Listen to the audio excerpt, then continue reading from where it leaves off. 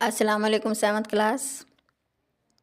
یہ آپ کا ونٹر ٹاسک میں آپ کا یہ دوسرا ویڈیو لیکچر ہے آپ کا، اور دوسرا ہی سبق ہے جس میں ہم نعت رسول مقبول ہے، یعنی کہ نعت رسول مقبول نعت اس نظم کو کہتے ہیں جس میں ہمارے نبی صلی اللہ علیہ وسلم کی تعریف اور ان کی عظمت کو بیان کیا جاتا ہے۔ تو آپ نے ان کے اشعار کی تشریح یاد کرنی ہے اچھی طرح سے، پوری نظم کی، اور پڑھنے سے پہلے کے، پڑھنے کے دوران کے سوال، اور آئیے مزید جانیں۔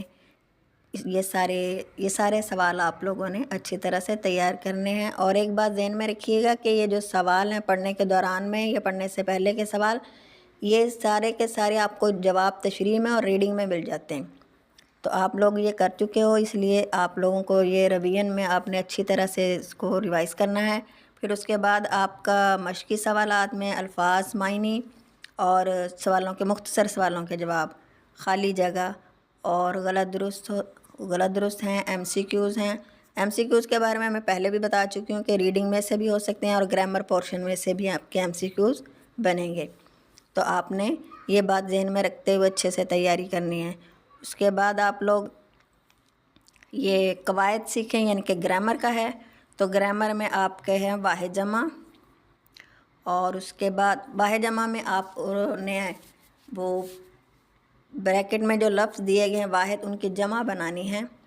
تو تقریب ہے، تو آپ لوگ اس میں تقریبوں یا تقاریب نہیں کر سکتے، یہ تقریبات لکھا ہوا ہے۔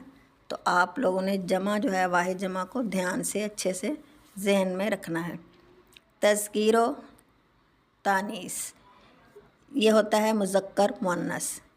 اس کا مطلب ہے کہ لڑکا، لڑکی یا مرد اور عورت کے، اور مذکر اور مؤنث کی دو اقسام ہیں، حقیقی یعنی کہ جاندار، اور غیر حقیقی بے جان۔ یہ آپ لوگوں کو اپنی بک میں سارا سامنے لکھا ہوا ہے، تو آپ اس کو دیکھ کے سمجھ جائیں گے۔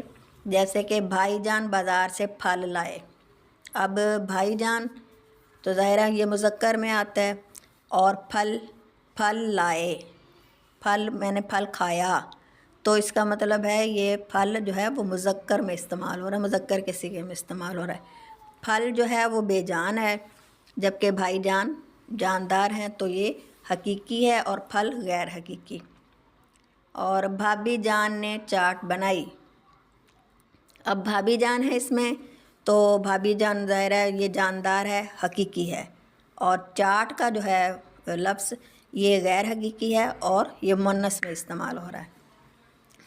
امی جان نے بریانی بنائی، نیچے جملے ہیں، ان کو غور سے پڑھیے گا، اور مذکر مؤنث کو اس میں آپ نے واضح کرنا ہے۔ اس کے بعد آپ کا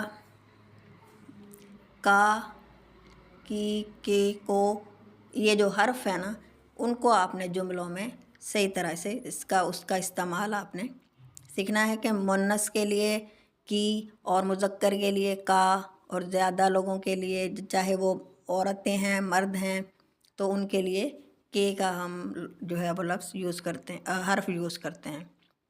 اس میں مرکزی خیال ہے نظم کا، اور اشعار کی تشریح بھی ہے۔ یہ وہی ہیں اشعار جو آپ کے نظم میں ہیں، تو ان کی تشریح بھی اچھے سے یاد کر لیجیے گا۔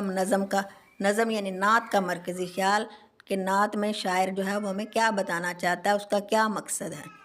اس کے بعد آ جاتا ہے نعت رسول مقبول صلی اللہ علیہ وسلم کا مرکزی خیال اپنے الفاظ میں لکھنا ہے۔